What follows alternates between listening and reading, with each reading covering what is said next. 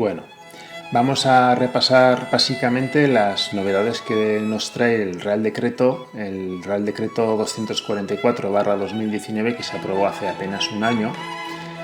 Y son unas novedades que cambian, digamos, las circunstancias o posibilidades que existían hasta hace bien poco para las instalaciones de energía solar fotovoltaica de autoconsumo. Básicamente yo diría que se puede resumir en cinco ideas, ¿no?, fundamentales, ¿no?, 5 novedades. En primer lugar, se elimina lo que se denominaba antiguamente el impuesto al sol, de manera que no hay un impuesto económico vinculado a la producción de energía eléctrica solar que se autoconsume en los edificios. En segundo lugar, existe una cosa que se llama una especie de compensación económica para la energía solar eléctrica que se produce en las instalaciones y que no se consume en esos edificios. Esa energía eléctrica solar se inyecta, se vierte a la red eléctrica de distribución de la calle y existe o permite una compensación económica por esa energía eléctrica sobrante. En tercer lugar, permite una cosa que se llama autoconsumo compartido, que es básicamente que una instalación solar fotovoltaica puede ser propiedad de diferentes personas, entidades o asociaciones, ¿no? De manera que, por ejemplo, el caso más claro sería, imaginaros un bloque de viviendas de vecinos y vecinas que tienen una terraza que es lógicamente de la comunidad de vecinos y vecinas, y esa terraza se plantea una instalación solar fotovoltaica que a su vez es propiedad de un número indeterminado de familias, por decirlo así, ¿no? En cuarto lugar, se eliminan los límites de potencia que se denominaban. ¿Qué es esto? Bueno, pues que una instalación solar fotovoltaica puede tener la potencia eléctrica que se desee independientemente de la potencia eléctrica que exista o que se haya contratado en ese edificio, sea la tipología de edificio que sea, una vivienda, un polideportivo o una industria. Esto permite, de alguna forma, que si tú tienes una buena cubierta con una buena orientación y que plantear una instalación sea fácil y sencillo, puedes plantear una instalación dimensionadamente muy grande en comparación al edificio o a la potencia eléctrica del edificio, porque puedes aprovechar esas ventajas y plantear una instalación, por ejemplo, compartida. Y en quinto y último lugar, pues lo que plantea, añadido a esto que he comentado anteriormente, es que se planteen instalaciones cuya propiedad no tenga nada que ver con la propiedad del edificio. De alguna forma, podríamos decir, entre comillas, se permite alquilar cubiertas o tejados a terceras personas o entidades.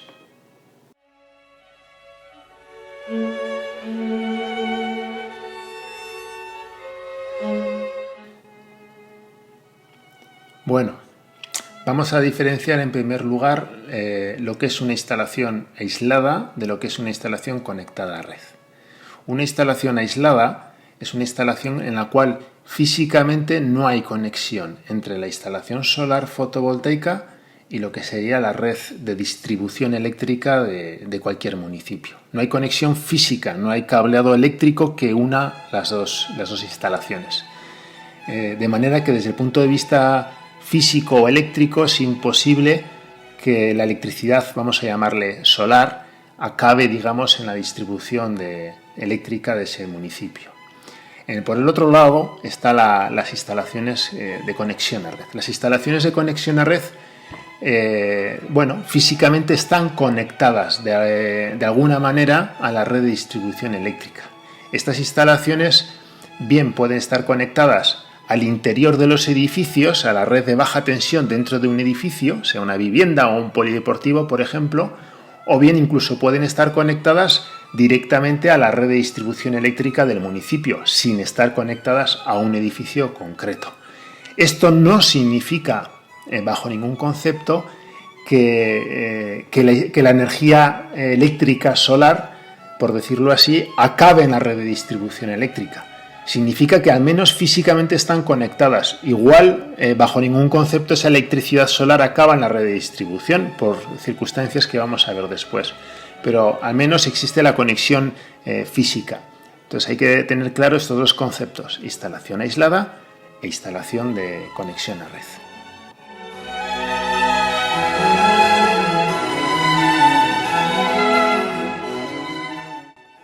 Hay dos tipos de instalaciones, básicamente, que son denominadas sin excedentes y con excedentes.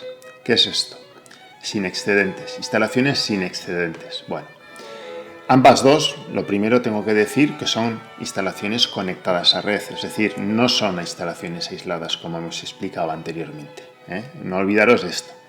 Sin excedentes. Una instalación planteada sin excedentes es una instalación que está pensada para que no sobre energía eléctrica solar. Es decir, que toda la energía eléctrica que se produce con la instalación solar, toda ella se va a consumir instantáneamente dentro de ese edificio, sea un polideportivo, una industria o una vivienda.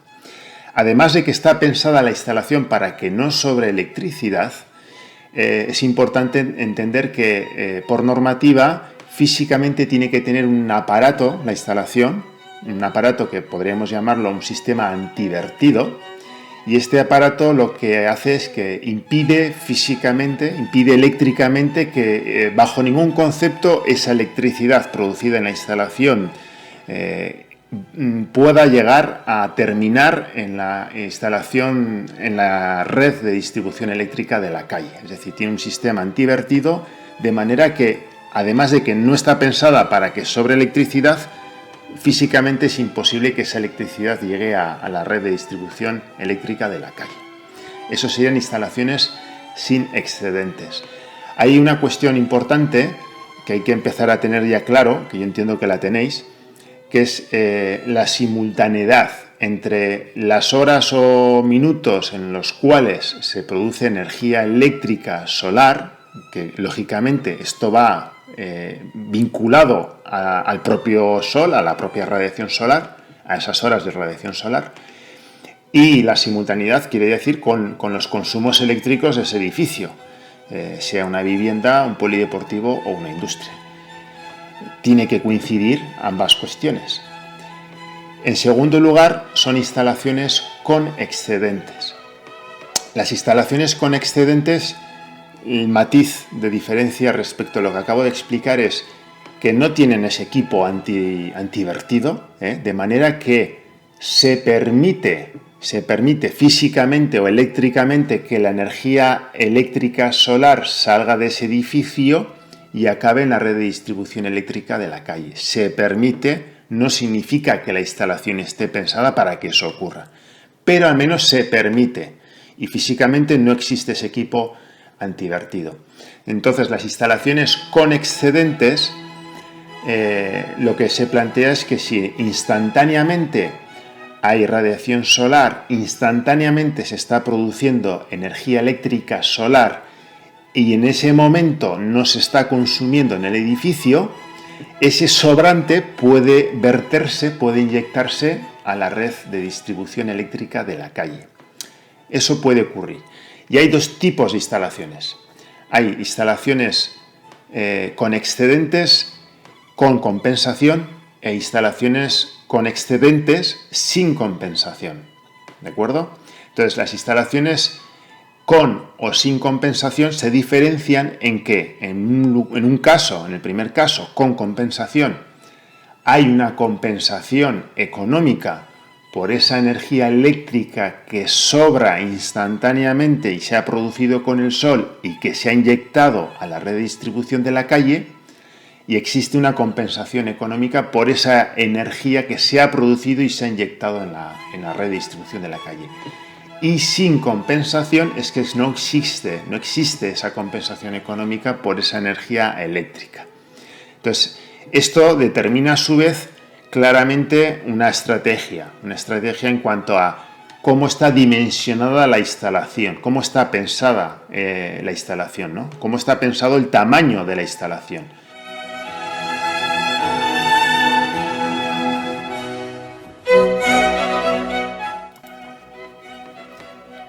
Aquí es donde cobra especial importancia el conocer con detalle cuál es el perfil de consumo eléctrico del edificio donde se plantea la instalación, sea una vivienda, sea un polideportivo o sea una industria. Es importante tener registrado minuto a minuto, hora a hora, día a día, semana a semana, cuál es el perfil de consumo eléctrico, vamos a decir, estándar que existe en ese edificio. Porque a partir de ese perfil de consumo eléctrico se tiene que plantear una estrategia en cuanto al tamaño de la instalación solar que se plantea en ese edificio. De manera que se puede plantear diferentes dimensiones o tamaños de instalación solar que tengan distintas circunstancias. La primera cuestión puede ser plantear una instalación que produzca siempre energía eléctrica solar por debajo de la energía eléctrica consumida, de manera que no hay vertido a la red y simplemente con un sistema antivertido pues no hay excedentes, ¿no?, en la instalación, ¿no? Siempre la producción de energía eléctrica solar está por debajo del perfil de consumo del edificio. La segunda posibilidad es que, bueno, puntualmente la instalación solar produzca más electricidad que la electricidad que se está consumiendo en ese edificio, pero es algo puntual, circunstancial, que puede ser unas horas, unos minutos, unos días concretos de ese perfil de carga y por lo tanto, bueno, pues se puede plantear, sí, una instalación con excedentes y luego hay que plantear un sistema de compensación que luego más adelante vamos a explicar, ¿no? Y en tercer lugar, ya es, digamos, ir a una escala superior, es decir, plantear una instalación que realmente va a producir mucha cantidad de energía eléctrica que no se va a consumir en ese edificio, ¿no? Y entonces lo que hay que plantear ya es otra escala de instalación o planteamiento y sería una instalación, por decirlo así, sin compensación, sino directamente de venta de energía.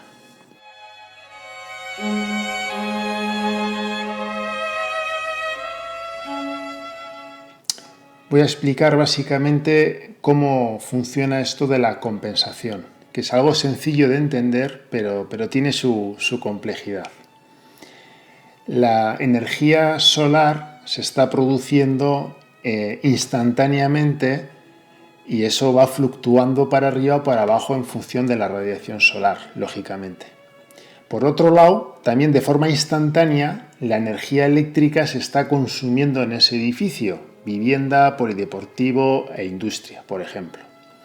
De manera que en cada instante, en cada segundo, puede ser que haya más energía eléctrica solar disponible que la energía eléctrica que se está consumiendo o viceversa. Es decir, puede sobrar energía solar o puede faltar energía solar, por decirlo de alguna forma. De manera que cada segundo, cada instante, puede estar ocurriendo que parte de la energía solar esté saliendo hacia la red de distribución de la calle o al revés, parte de la energía eléctrica de la red de distribución de la calle esté entrando en el edificio porque no es suficiente la energía solar. Estos cambios en un sentido o en el otro ocurren de forma instantánea, segundo a segundo.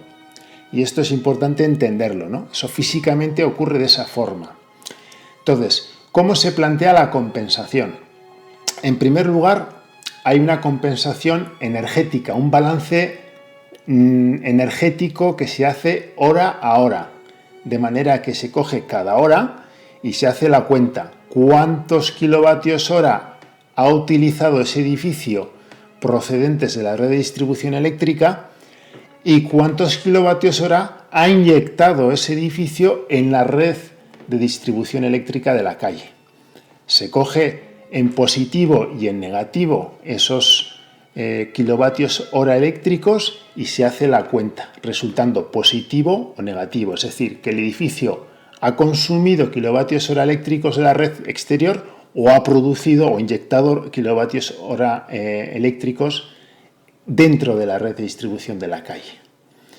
Ese es el balance energético que se hace hora a hora.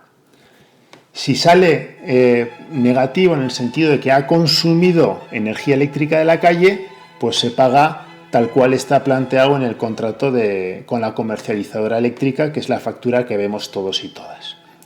Si sale positivo, es decir, que el edificio ha inyectado electricidad en la calle, entonces se compensa económicamente esos kilovatios hora eléctricos con un precio establecido con la comercializadora eléctrica y es un precio claramente inferior a lo que cuesta la energía eléctrica en las facturas. Es un precio más o menos estipulado, cercano a lo que sería el denominado precio del pool, o para que os hagáis una idea así, a grosso modo serían aproximadamente 0,05 o 0,06 euros el kilovatio hora. Una vez realizado este balance energético hora a hora e imputado un coste económico en positivo o negativo a esta hora, este coste económico positivo o negativo se acumula factura a factura, es decir, mes a mes se hace este balance, este cómputo económico de todas las horas en positivo o negativo, de manera que al final del mes, en la factura final, se compensa los negativos con los positivos a nivel económico, pero eso sí, siempre con un límite, es decir, como máximo se puede compensar el 100% de la parte económica vinculada al coste energético de la factura. Ya sabéis que en la factura existe el coste fijo, el coste por potencia contratada, y el coste variable, el coste vinculado a la energía consumida. De lo que estamos hablando es de que se puede compensar como máximo el coste económico vinculado a la energía consumida. Y esto como máximo, en el caso teórico ideal, optimizado, sería que fuese igual a cero. Bajo ningún concepto, una vivienda, un polideportivo, una industria puede ingresar, con este planteamiento, puede ingresar económicamente en positivo ninguna cuantía económica. Es decir, se hace un balance energético hora a hora. Cada una de las horas se cuentan los kilovatios hora que se han consumido desde la red de distribución eléctrica de la calle y se cuentan los kilovatios hora que se han inyectado en la red de distribución de la calle. Y se hace el balance energético hora a hora, que puede resultar en positivo o puede resultar en negativo. Una vez que se ha hecho el balance energético hora a hora, simplemente hay que aplicar un precio a ese kilovatio hora. El precio evidentemente es diferente si se consume que si se inyecta en la red. Ya he comentado antes que el kilovatio hora inyectado a la red aproximadamente tendrá un precio aproximado de 0,05 o 0,06 euros el kilovatio hora, que es más o menos un precio pool, y por el contrario, el precio consumido, el precio del kilovatio hora consumido será el que está estipulado en el contrato con la comercializadora, que en el caso de una vivienda podríamos decir que rondará el 0,15 o 0,16 euros el kilovatio hora. Es decir, balance energético hora a hora, se analiza esto en positivo o negativo aplicando un precio al resultado de ese balance energético, y luego al final de mes, en la factura, se hace un balance económico. El balance económico es mensual, de manera que en la factura a final de mes el balance económico, vuelvo a decir lo que comentaba antes, en ningún caso puede ser positivo, es decir, nunca con estas circunstancias puede resultar una cuenta en la cual ese edificio, esa vivienda, ese polideportivo ingrese dinero desde la comercializadora. En el mejor de los casos saldrá el coste económico vinculado al consumo energético, en el mejor de los casos saldrá cero. ¿Por qué me he repetido con esto del balance energético hora a hora? Pues porque en demasiadas ocasiones me encuentro comentarios y argumentos que no son correctos. Se suele hablar de que esto es una especie de balance neto, pero claro, la clave de este balance neto, entre comillas, es que se plantea hora a hora. Os voy a poner un ejemplo. Imaginaros una vivienda, ¿no? Planteamos una instalación solar fotovoltaica en la vivienda y, lógicamente, la producción de energía solar se da en las horas centrales del día, con la mayor radiación solar. Sin embargo, imaginaros que en esas horas centrales el consumo eléctrico de la vivienda es muy bajo, apenas la nevera y el stand-by, pues porque apenas hay personas en el mediodía de esa vivienda, ¿no? Imaginaros entonces ese caso. ¿Qué ocurre? Que la mayoría de la energía eléctrica solar producida se acaba inyectando a la red. y hora a hora se hace la cuenta de qué energía se ha inyectado a la red y hora a hora se le aplica ese 0,05 euros el kilovatio hora a la energía inyectada. Sin embargo, en las horas, imaginaros, tempranas del día y la tarde-noche, que es cuando más consumo eléctrico hay en esa imaginaria vivienda, resulta que ahí sí se consume la energía eléctrica de la red y ahí sí se costea esa energía con 0,15 o 0,18 euros el kilovatio hora, como tenemos en las facturas. De manera que el hecho de que sea hora a hora determina o digamos limita claramente que esta cuenta o esta compensación económica sea interesante de cara a las instalaciones. Es decir, no se puede plantear una gran instalación, en este caso hipotético que os he puesto, pues porque la mayoría de las horas centrales de producción apenas hay consumo y hay una descompensación o un desequilibrio entre las horas de producción y las horas de consumo. En la imagen que estáis viendo ahí mismo es una imagen errónea en cuanto a cómo está planteado el Real Decreto, ¿no? Es decir, en esa imagen podéis ver claramente lo que es el perfil de consumo de este edificio, podéis ver claramente lo que sería la producción de energía solar eléctrica, que daría una hipotética instalación solar, que es en las horas centrales del día, correcto. Sin embargo, ahí se plantea que ese sobrante de energía, digamos, se compensa en las horas que no hay energía solar y sí que existe consumo. Y esta imagen que estáis viendo no es correcta. Esta cuenta se plantea hora a hora y este cómputo económico hora a hora se acumula al final de mes, ¿no?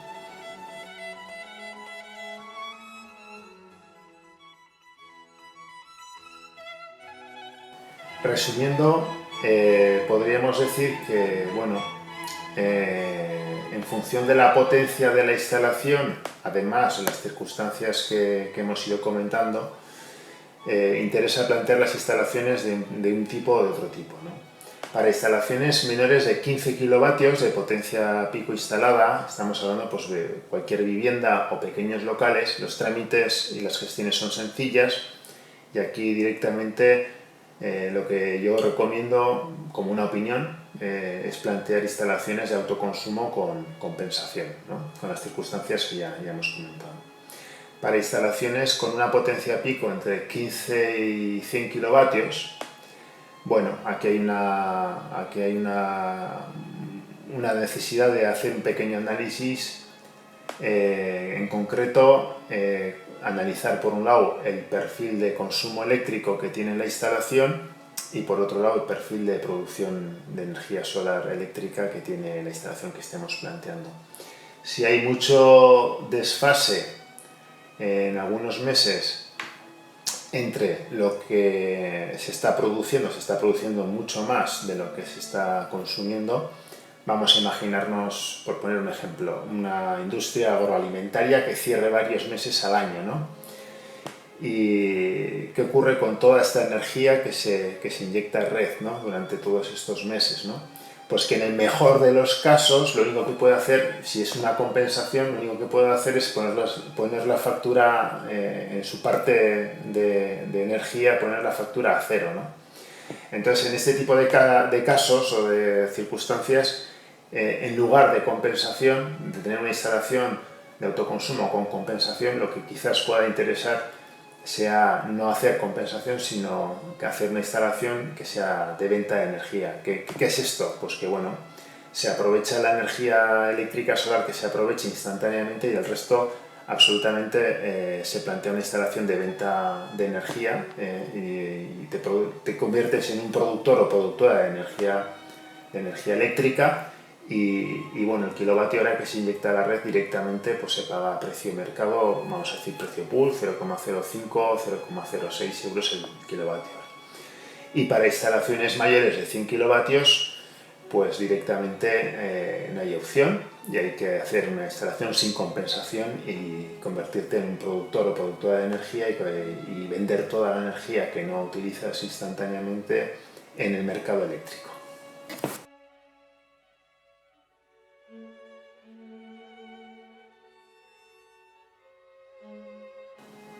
Finalmente, Bueno, pues un poquito por definir a grosso modo un ejemplo de los pasos que hay que desarrollar para plantear una instalación de autoconsumo fotovoltaico. Vamos a poner un ejemplo sencillo de lo que sería una instalación menor de 15 kilovatios, que podría ser cualquier vivienda o un pequeño local comercial. Pues básicamente, bueno, en primer lugar hay que hacer la solicitud de obras del ayuntamiento, lógicamente. En segundo lugar, hay que ejecutar la instalación según marca el reglamento electrotécnico de baja tensión. Si nos atenemos al reglamento electrotécnico de baja tensión, si la instalación es menor o mayor de 10 kilovatios, es el límite donde se marca o se establece si hace falta un ingeniero o ingeniera que firme el proyecto, si es mayor de 10 kilovatios eléctricos, o es suficiente con que sea un instalador o instaladora si es menor de 10 kilovatios eléctricos, ¿no?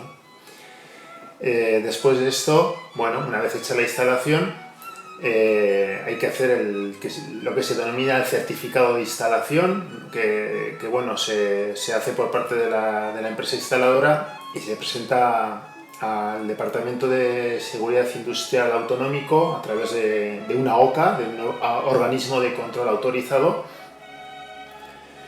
Después de esto, bueno, esta documentación por parte del Departamento de Seguridad Industrial se traslada a la empresa distribuidora eléctrica y es ahí cuando bueno, se nos solicita a la propiedad por parte de la empresa distribuidora eléctrica un contrato, se denomina así, un contrato de compensación de excedentes, que hay un modelo en el IDAE, en el Instituto de Diversificación de Ahorro de Energía, y este contrato de compensación de excedentes normalmente es la misma persona o entidad, ¿no? Porque es un contrato entre el productor de energía y el titular de la instalación consumidora de electricidad del edificio. Normalmente, salvo que sea un tejado alquilado, es la misma persona o entidad, ¿no? Pero bueno, en cualquier caso hay que completarlo y entregarlo firmado a la empresa distribuidora. Luego la empresa distribuidora eléctrica nos asigna lo que se denomina el CAU, que es el código de autoconsumo, que básicamente es el número CUPS de consumo eléctrico de ese edificio, de ese lugar, terminado en A con 3 ceros.